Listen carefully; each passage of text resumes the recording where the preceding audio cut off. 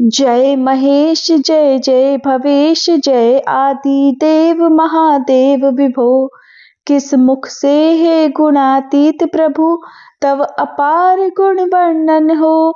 जय भवकारक तारक हारक पातक दारक, हे शिव शंभो। दीन दुख हर सर्व सुख कर, प्रेम सुधाधर दया करो।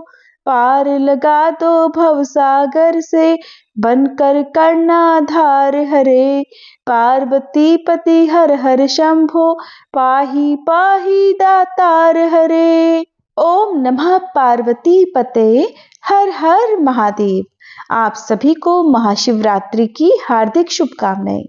एक बार देवी पार्वती जी ने भोलेनाथ से पूछा, हे प्रभु, कौन सा व्रत आपके भक्तों को सर्वोत्तम भक्ति और पुण्य प्रदान कर सकता है? तब भोले शंकर ने स्वयं इस पवित्र महाशिवरात्रि के विषय में देवी पार्वती जी को बताया था। उन्होंने कहा कि फाल्गुन मास में कृष्ण पक्ष की चतुर्दशी की रात्रि मुझे प्रसन्न करती है। इसीलिए कहा जाता है कि महाशिवरात्रि के दिन भगवान शिव को प्रसन्न करना बहुत ही आसान होता है। पूर्व काल में भगवान श्री विष्णु देवी लक्ष्मी जी के साथ शेष शैया पर शयन कर रहे थे। तब एक बार ब्रह्मा जी वहां पहुंचे और श्री विष्णु को पुत्र कहकर पुकारने लगे कि पुत्र उठो, मैं तुम्हारा ईश्वर तुम्हारे सामने खड़ा हूं। ये सुनकर श्री विष्णु जी को क्रोध आ गया। फिर भी शांत रहते हुए वे बोले, पुत्र तुम्हारा कल्याण हो, कहो अपने पिता के पास कैसे आना हुआ? ये सुनकर ब्रह्मा जी कहने लगे, मैं तुम्हारा रक्षक हूं, सारे जगत का पितामह हूं, सारा जगत मुझ में ही निवास करता है। तुम मेरी नाभि कमल से प्रकट होकर मुझसे ऐसी बातें कर रहे हो। इस प्रकार दोनों में विवाद होने लगा। तब वे दोनों अपने को प्रभु कहते कहते एक दूसरे के साथ युद्ध करने को तैयार हो गए। हंस और गरुड़ पर बैठे दोनों परस्पर युद्ध करने लगे। ब्रह्मा जी के वक्ष स्थल में श्री विष्णु जी ने अनेकों अस्त्र शस्त्रों का प्रहार करके उन्हें व्याकुल कर दिया। इससे कुपित होकर ब्रह्मा जी ने भी पलटकर भयानक प्रहार किए। उनके पारस्परिक आघातों से देवताओं में हलचल मच गई। वे घबराए और त्रिशूलधारी भगवान शिव के पास गए और उन्हें सारी व्यथा सुनाई। भगवान शिव अपनी सभा में देवी उमा सहित सिंहासन पर विराजमान थे और मंद मंद मुस्कुरा रहे थे। महादेव जी बोले, पुत्रों, मैं जानता हूं कि तुम ब्रह्मा और विष्णु के परस्पर युद्ध से बहुत दुखी हो, लेकिन तुम डरो मत, मैं अपने गणों के साथ तुम्हारे साथ चलता हूं। तब भगवान शिव अपने वाहन नंदी पर आरूढ़ होकर देवताओं सहित युद्ध स्थल की ओर चल पड़े। वहां छिपकर वे श्री ब्रह्मा और विष्णु जी के युद्ध को देखने लगे। जब उन्हें यह ज्ञात हुआ कि वे दोनों एक दूसरे को मारने की इच्छा से माहेश्वर और पाशुपात अस्त्रों का प्रयोग करने जा रहे हैं, तो वे युद्ध को शांत करने के लिए महाअग्नि के समान एक स्तंभ के रूप में श्री ब्रह्मा और विष्णु जी के मध्य खड़े हो गए। महाअग्नि के प्रकट होते ही दोनों के अस्त्र स्वयं ही शांत हो गए। अस्त्रों को शांत होते देखकर ब्रह्मा और विष्णु जी कहने लगे कि इस अग्नि स्वरूप स्तंभ के बारे में हमें जानकारी करनी चाहिए। दोनों ने ही उसकी परीक्षा लेने का निर्णय किया। भगवान विष्णु ने शूकर रूप धारण किया और उसको देखने के लिए नीचे धरती लोक में चल दिए। ब्रह्मा जी हंस का रूप धारण करके ऊपर की ओर चल पड़े। पाताल में बहुत नीचे जाने पर भी श्री विष्णु को स्तंभ का अंत नहीं मिला, अतः वे वापस चले आए और ब्रह्मा जी ने आकाश में जाकर केतकी का पुष्प देखा। वे उस पुष्प को लेकर श्री विष्णु जी के पास आए। श्री विष्णु जी ने उनके चरण पकड़ लिए। ब्रह्मा जी के छल को देखकर तब भगवान शिव तुरंत प्रकट हुए। श्री विष्णु जी की महानता से शिव जी प्रसन्न होकर बोले, हे विष्णु, आप सत्य बोलते हैं, अतः मैं आपको अपनी समानता का अधिकार देता हूं। महादेव जी ब्रह्मा जी के छल पर अत्यंत क्रोधित हुए। तब उन्होंने अपने त्रिनेत्र से भैरव को प्रकट किया और उन्हें आज्ञा दी कि वह तलवार से ब्रह्मा जी को दंड दे। आज्ञा पाते ही भैरव ने ब्रह्मा जी के केश पकड़कर उनका 5वां सिर काट दिया। ब्रह्मा जी डर के मारे कांपने लगे। उन्होंने भैरव के चरण पकड़ लिए तथा क्षमा मांगने लगे। इसे देखकर श्री विष्णु ने भगवान शिव से प्रार्थना की कि आपकी कृपा से ही ब्रह्मा जी का 5वां सिर उन्हें प्राप्त हुआ था, अतः आप इन्हें क्षमा कर दीजिए। तब शिव जी की आज्ञा पाकर ब्रह्मा जी को भैरव ने छोड़ दिया। भगवान शिव ने तब कहा कि तुमने प्रतिष्ठा और ईश्वरत्व को दिखाने के लिए छल किया है, इसलिए मैं तुम्हें शाप देता हूं कि तुम सत्कार, स्थान और उत्सव से विहीन रहोगे। तब ब्रह्मा जी को भी अपनी गलती का पश्चाताप हो चुका था। उन्होंने भगवान शिव के चरण पकड़कर क्षमा मांगी और निवेदन किया कि वे उनका 5वां सिर पुनः प्रदान करें। तब महादेव जी ने कहा कि जगत की स्थिति को बिगड़ने से बचाने के लिए पापी को दंड अवश्य ही देना चाहिए, ताकि लोक मर्यादा बनी रहे। मैं तुम्हें वरदान देता हूं कि तुम गणों के आचार्य कहलाओगे और तुम्हारे बिना यज्ञ पूर्ण नहीं होंगे। फिर उन्होंने केतकी के पुष्प से कहा, अरे ओ दुष्ट केतकी पुष्प, अब तुम मेरी पूजा के अयोग्य रहोगे। तब केतकी पुष्प भी बहुत दुखी हुआ और उनके चरणों में गिरकर क्षमा मांगने लगा। तब महादेव जी ने कहा, मेरा वचन झूठा तो नहीं हो सकता, इसलिए तू मेरे भक्तों के योग्य होगा। इस प्रकार तेरा जन्म सफल हो जाएगा। श्री ब्रह्मा और श्री विष्णु तब भगवान शिव को प्रणाम कर मौन होकर उनके दाएं बाएं भाग में खड़े हो गए। उन्होंने पूजनीय महादेव जी को श्रेष्ठ आसन पर बैठाकर पवित्र वस्तुओं से उनका पूजन किया।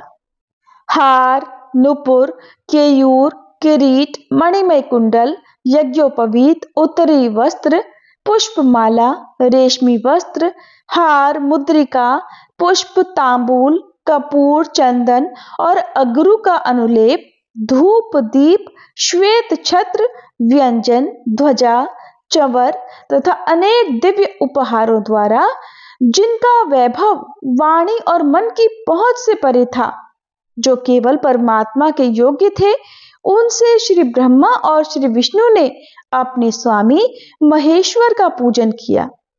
इससे प्रसन्न होकर भगवान शिव ने दोनों देवताओं से मुस्कुराकर कहा कि आज तुम्हारे द्वारा की गई पूजा से मैं बहुत प्रसन्न हूं। इसी कारण यह दिन परम पवित्र और महान होगा और ये तिथि शिवरात्रि के नाम से प्रसिद्ध होगी और मुझे परम प्रिय होगी। इस दिन जो मनुष्य मेरे लिंग अर्थात निराकार रूप की या मेरी मूर्ति अर्थात साकार रूप की दिन रात निराहार रहकर अपनी शक्ति के अनुसार निश्चल भाव से यथोचित पूजन करेगा, वही मेरा परम प्रिय भक्त होगा। पूरे वर्ष भर निरंतर मेरी पूजा करने पर जो फल प्राप्त होता है, वह फल शिवरात्रि को मेरा पूजन करके मनुष्य तत्काल प्राप्त कर लेता है। जैसे पूर्ण चंद्रमा का उदय समुद्र की वृद्धि का अवसर है, उसी प्रकार शिवरात्रि की तिथि मेरे धर्म की वृद्धि का समय है। इस तिथि को मेरी स्थापना का मंगलमय उत्सव होना चाहिए। मैं मार्गशीर्ष मास में आद्रा नक्षत्र से युक्त पूर्णमासी या प्रतिपदा को ज्योतिर्मय स्तंभ के रूप में प्रकट हुआ था।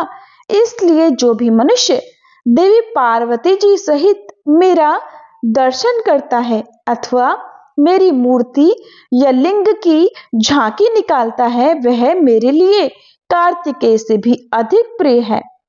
इस शुभ दिन मेरे दर्शन मात्र से पूरा फल प्राप्त होता है। यदि दर्शन के साथ मेरा पूजन भी किया जाए तो इतना अधिक फल प्राप्त होता है कि वाणी द्वारा उसका वर्णन भी नहीं किया जा सकता। ऐसी है महाशिवरात्रि व्रत की महिमा। आइए अब हम सभी श्रद्धा के साथ शिवरात्रि व्रत की दूसरी कथा भी सुनते हैं। पूर्व समय में चित्रभानु नामक एक शिकारी था। जानवरों की हत्या करके वह अपने परिवार को पाला करता था। वह एक साहूकार का कर्जदार था, लेकिन उसका ऋण समय पर चुका नहीं सका। इसलिए क्रोधित होकर साहूकार ने शिकारी को शिव मठ में बंदी बना लिया। संयोग से उस दिन शिवरात्रि थी। शिकारी ध्यान मग्न होकर शिव संबंधी धार्मिक बातें सुनता रहा। चतुर्दशी को उसने शिवरात्रि व्रत की कथा भी सुनी। शाम होते ही साहूकार ने उसे अपने पास बुलाया और ऋण चुकाने के विषय में बात की। शिकारी अगले दिन सारा ऋण चुका देने का वचन देकर बंधन से छूट गया। अपनी दैनिक चर्या की तरह वह जंगल में शिकार के लिए निकला, लेकिन दिन भर बंदी गृह में रहने के कारण वह भूख और प्यास से अति व्याकुल था। शिकार खोजता हुआ वह जंगल में बहुत दूर निकल गया। जब अंधकार हो गया तब उसने विचार किया कि अब तो रात जंगल में ही बितानी पड़ेगी। तब वह वन में एक तालाब के किनारे एक बेल के पेड़ पर चढ़कर रात बीतने का इंतजार करने लगा। बेल वृक्ष के नीचे शिवलिंग था, जो कि बिल्व पत्रों से ढका हुआ था। शिकारी को इस बात का पता नहीं चल सका। पड़ाव बनाते समय उसने जो टहनियां तोड़ी वे संयोग से शिवलिंग पर गिरती चली गईं। इस प्रकार दिन भर भूखे प्यासे शिकारी का व्रत भी हो गया और शिवलिंग पर अनायास ही बिल्व पत्र भी चढ़ गए। एक पहर रात्रि बीत जाने पर एक गर्भिणी हिरणी तालाब पर पानी पीने पहुंची। शिकारी ने धनुष पर तीर चढ़ाकर जैसे ही प्रत्यंचा खींची, हिरणी बोली, मैं गर्भिणी हूँ, शीघ्र ही बच्चे को जन्म देने वाली हूँ। तुम एक साथ इस तरह से दो जीवों की हत्या करोगे, जो बिल्कुल ठीक नहीं है।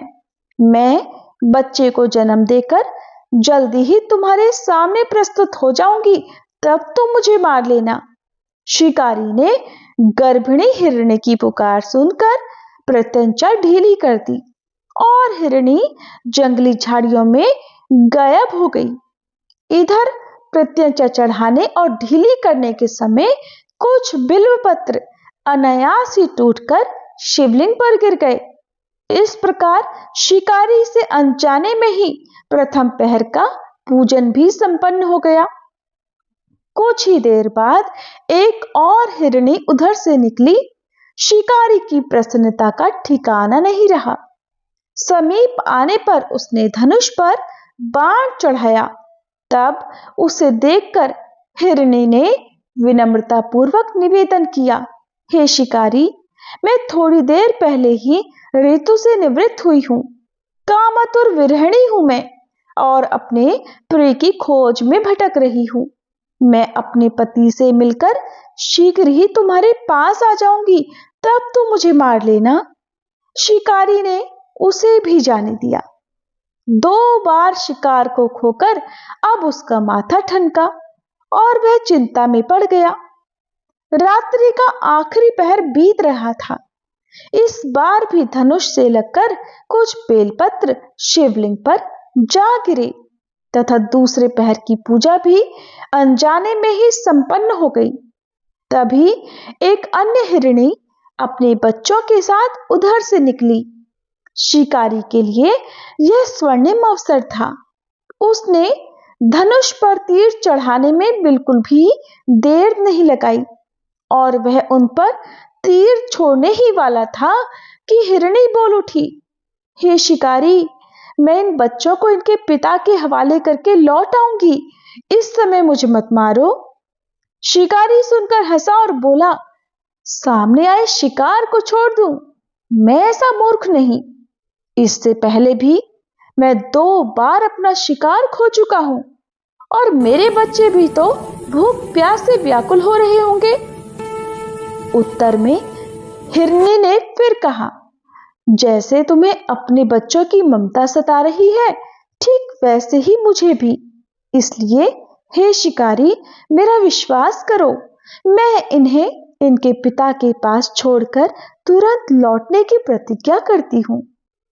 हिरणी का दुख भरा स्वर सुनकर शिकारी को उस पर दया आ गई। उसने उस हिरणी को भी जाने दिया। इधर शिकार के अभाव में तथा दिन भर भूख प्यास से व्याकुल शिकारी अनजाने में ही बेल वृक्ष पर बैठा बेलपत्र तोड़ तोड़ कर नीचे फेंकता जा रहा था। पौ फटने को हुई तो एक हष्ट पुष्ट मृग उसी रास्ते पर आया।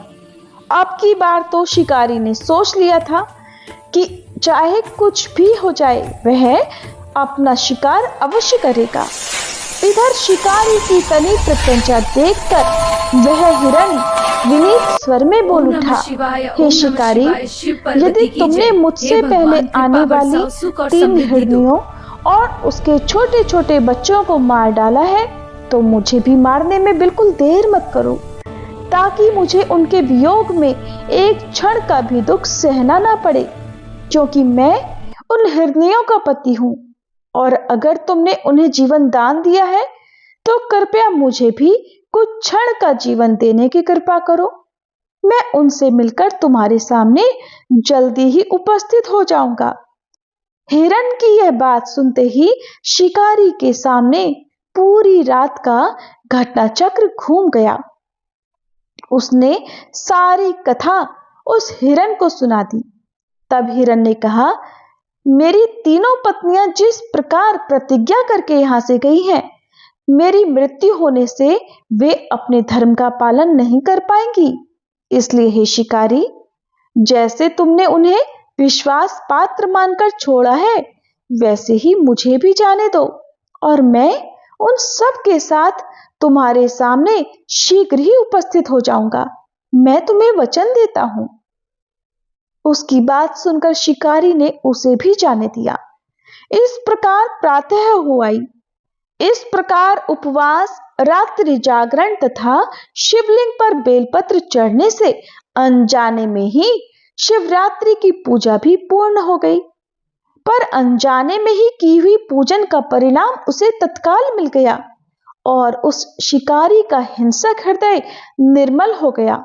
उसमें करुणा भर गई, भगवत भक्ति का वास हो गया और थोड़ी ही देर बाद वह हिरण पूरे परिवार के सहित उस शिकारी के सामने उपस्थित हो गया, ताकि वह उनका शिकार कर सके। किंतु जंगली पशुओं की ऐसी सत्यता, सात्विकता और सामूहिक प्रेम भावना देखकर अब शिकारी को बड़ी आत्मग्लानि हुई और उसने उस मृग परिवार को जीवन दान दे दिया।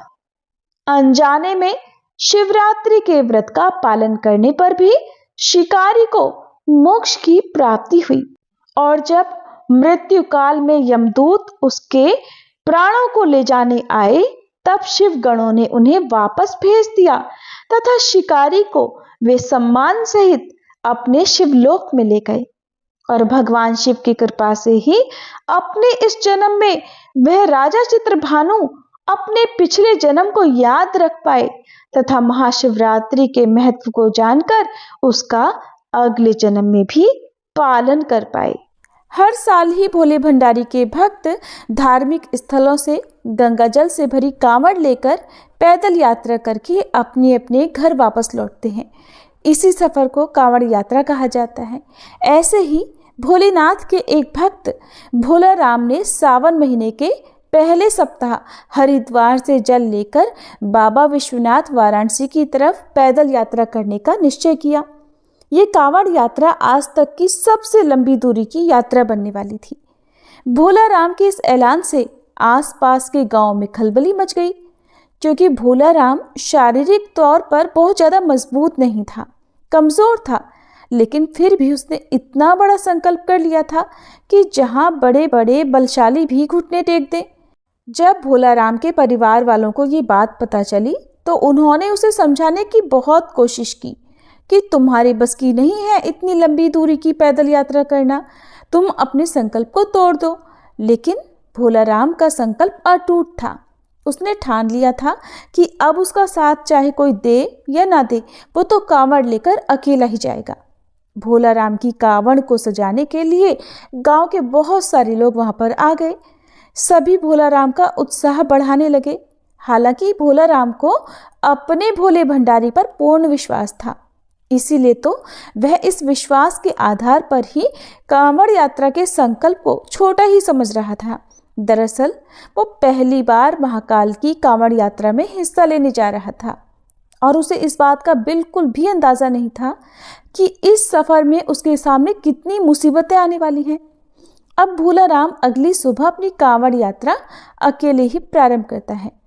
आसपास के गांव से बहुत सारे भक्त भोला राम को देखने पहुंचे थे, लेकिन कोई भी उसके साथ यात्रा में चलने को तैयार नहीं था, क्योंकि सभी भोला राम के संकल्प की कठिनाई को बहुत अच्छी तरह से समझ चुके थे। भोला राम अब धीरे धीरे कदम बढ़ाने लगा। भोला राम की कांवड़ बहुत भारी थी, जो उसके शारीरिक वजन से बहुत ज़्यादा थी। अब वह कुछ ही दूर पैदल चला था कि महाकाल ने उसकी परीक्षा लेना शुरू कर दिया। भोला राम की कांवड़ से धीरे धीरे पानी टपकने लगा। भोला राम पानी की मटकियों को चेक करने लगा तो उसे एक मटकी में छोटा सा नन्हा सा छेद दिखाई दिया।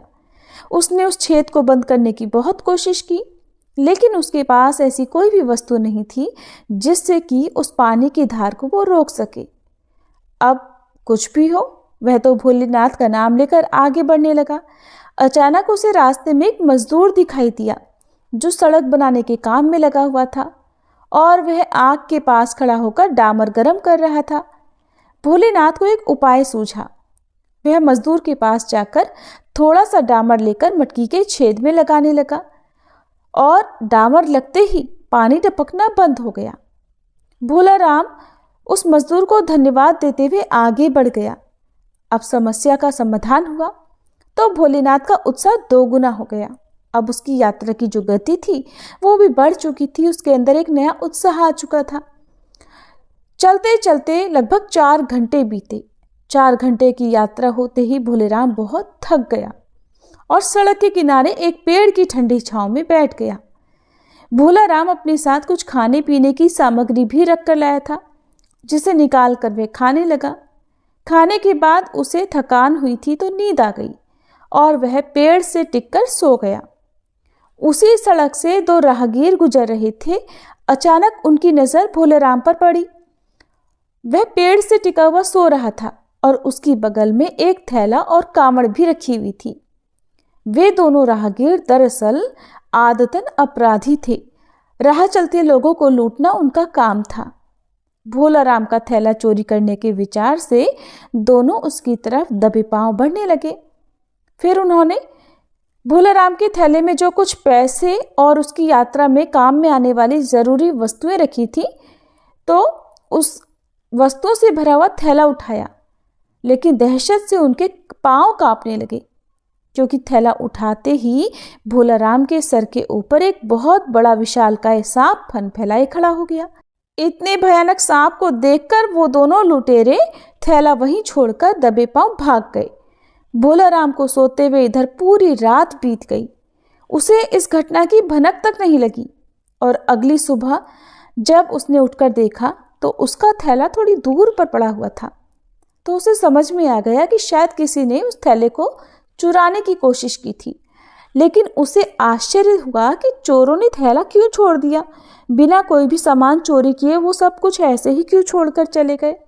तब भोला राम ने तुरंत अपने थैले में सामान देखना शुरू किया। उसे सारा सामान ऐसे ही थैले के अंदर मिला, कुछ भी गायब नहीं था। तो फिर इसके बाद वह निश्चिंत होकर अपनी नित्य क्रिया करके कांवड़ यात्रा पुनः प्रारंभ कर देता है। भोला राम को महाकाल की यात्रा में आनंद आने लगा।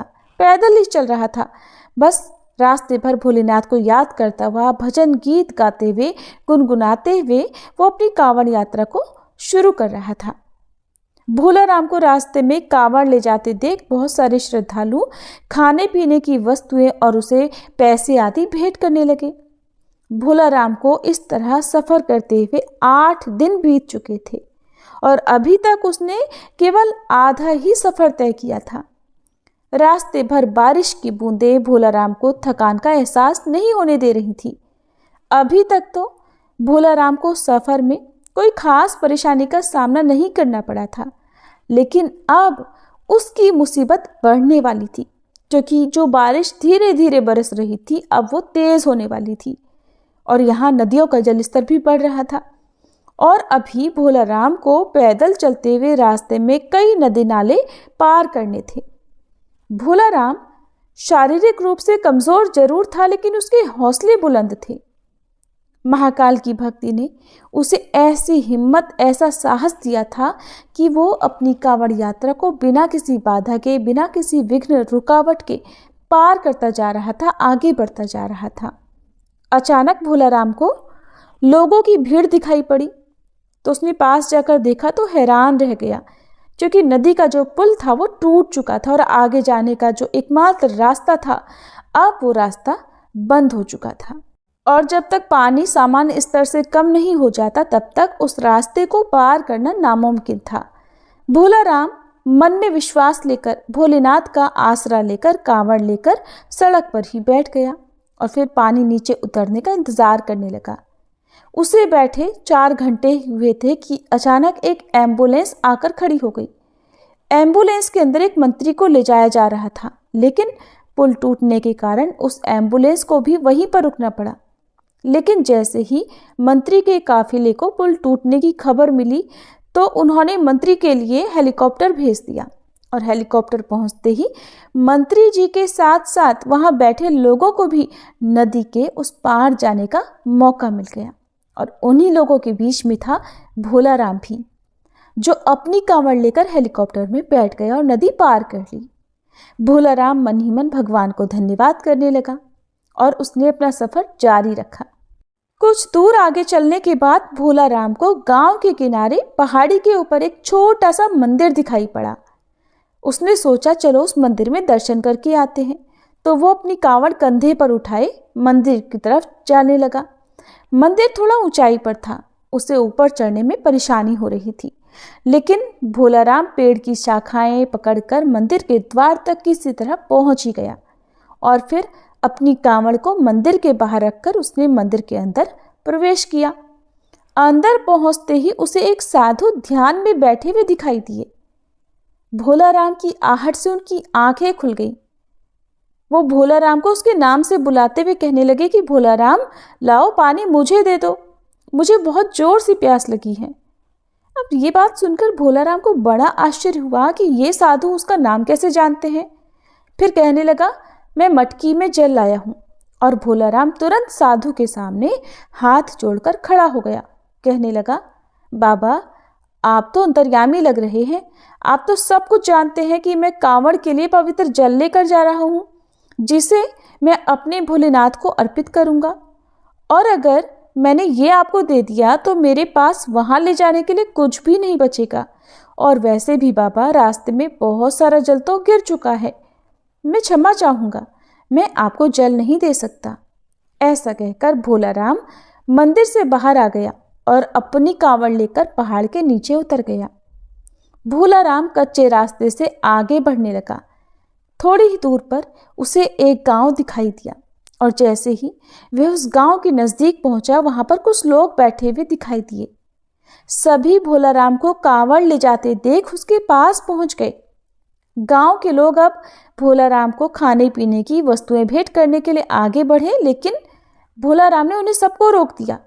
कहने लगा अगर आप मुझे कुछ देना ही चाहते हैं तो पीछे वहां पहाड़ी पर एक मंदिर है, वहां पर एक साधु बाबा भूखे प्यासे बैठे हैं, कृपा करके आप ये सारी सामग्री उनके पास भिजवा दीजिए।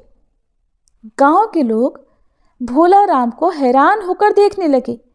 कहने लगे, अरे भैया, यहाँ तो कोई पहाड़ी नहीं है, ये पूरा इलाका तो जंगली है और यहाँ पेड़ पौधे के अलावा आपको कुछ भी दिखाई नहीं देगा। जरूर आपको कोई भ्रम हुआ होगा। सुनकर भोला राम तो सोच में पड़ गया। फिर थोड़ी देर सोचने के बाद कहने लगा, मैं दावे के साथ कह सकता हूँ यहाँ पहाड़ी में एक मंदिर है। आप सभी मेरे साथ चलिए, मैं आपको दिखाता हूँ अभी।